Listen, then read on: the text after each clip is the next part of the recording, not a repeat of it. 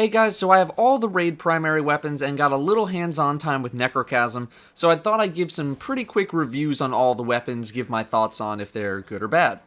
So we'll start with Fang of Ir Yut, which is the scout rifle, which only drops from Crota.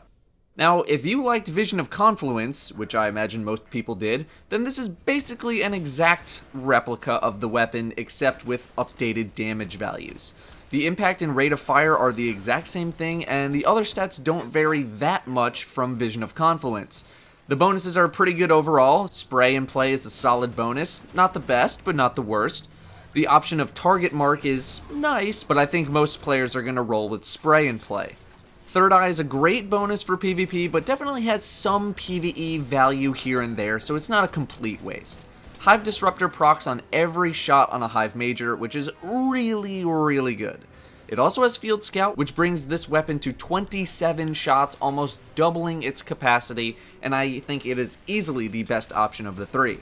Fang of Ir Yut is a perfect example of, if it isn't broken, don't fix it. Essentially being a replica of one of the most popular weapons in the game. There is absolutely nothing not to like.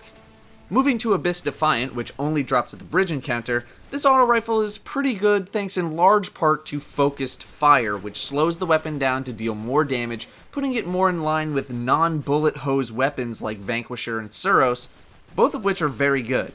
This also makes it pretty good for Crucible because Abyss Defiant comes with a pretty large magazine of 31 shots compared to stuff like Vanquisher and Shadow Price, which come with 22 and 25 shots respectively.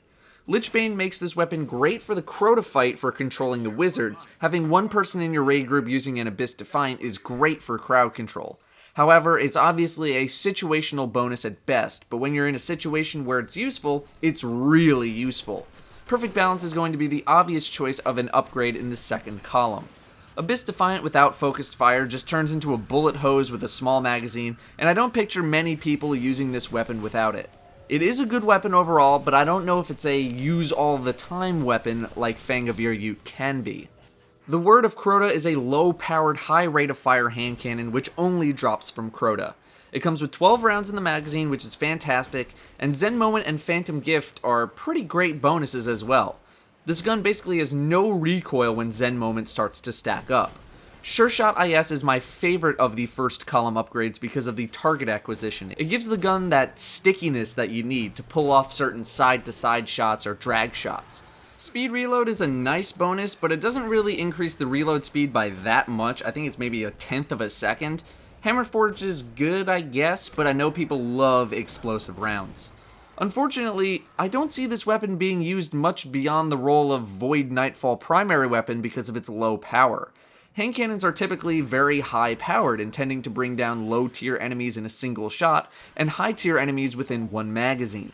Word of Crota is one of those low powered hand cannons which you'll probably be firing at the same rate that you would fire any other hand cannon. If it was a higher powered hand cannon, I'd say go crazy, but it's not. It's not a bad weapon, but there are better options out there for the hardest content. This will be the go-to Void Nightfall weapon, but I don't see it being used much more than that. The Oversoul Edict is a pulse rifle dropping only from the Abyss encounter. The only redeeming thing about this weapon is the fact that it has arc damage on it. Full auto as one of the two main bonuses is incredibly lackluster, and Darkbreaker is a decent but very situational bonus at best, and at worst is completely useless. Pulse rifles in general are pretty bad in Destiny, and the Oversoul Edict isn't exactly breaking this mold in any regard. If this did not come with arc damage, I wouldn't be giving it any consideration whatsoever. High rate of fire and low damage seems to be the theme among autos and pulse rifles in this season's content, but it's a combination no one really seems to want, and for good reason. It's not very good. These low impact, high rate of fire weapons either need a buff or they just need to go completely. Oversoul Edict should only be used if you need an arc damage primary for heroics, and if you don't have a Fang of Ir Yut or a Fatebringer. Otherwise, this thing is really not worth your time over the other weapons that you may prefer. The item budget is spent incredibly poorly. While I don't have the Necrochasm just yet on my main character, I have seen it in action plenty, and I played with it a little bit. I don't know if this was just a case of wanting to make the weapon weaker as opposed to stronger so we don't have another Mythoclast situation, but this thing is not worthy of an exotic slot at all, especially given how much work you have to put into it. For being a bullet hose weapon, having 42 rounds in the magazine is just unacceptable. Even Atheon's Epilogue had 70 rounds, and they have the same rate of fire and impact. The Cursed Thrall explosion is cool, I guess, but it doesn't really make or break the weapon at all, and Rangefinder as a stat is a complete waste given that range as a stat itself has very little importance in the grand scheme of things.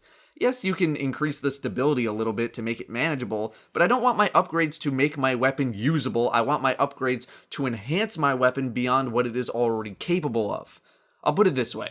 How many people are using Atheon's Epilogue as their primary I do everything with this weapon? No one. The only time it was ever used was for Void Nightfalls, its spot now taken by Word of Crota. Necrochasm's damage is pathetic. Even something like Glass Half Full would have given it a little bit of power, but it would need to be with an even greater effect for it to even be worth considering. Have something like that, but don't wait for the magazine to be at half to start it. Just start the bonus right away. Have it so consecutive shots that land deal increasing damage. Anything to make bullet hoses suck less. There's a reason no one uses them. They deal crap damage and they're tough to control. Necrochasm is no exception. Anyway, those are my quick reviews of the primary Crota weapons. Kind of went from best to worst, I guess. Obviously, the fact that they're the only 331 primary weapons with elemental damage on them gives them a considerable edge for anything with burn modifiers, but I'd say the Fang of Ir Yut is the only thing that's able to be used for everything as opposed to just very specific scenarios. That's going to do it for me, though. If you missed my review of these special and heavy weapons, hit the annotation to go check that out. Thank you very much for watching, and I will see you next time.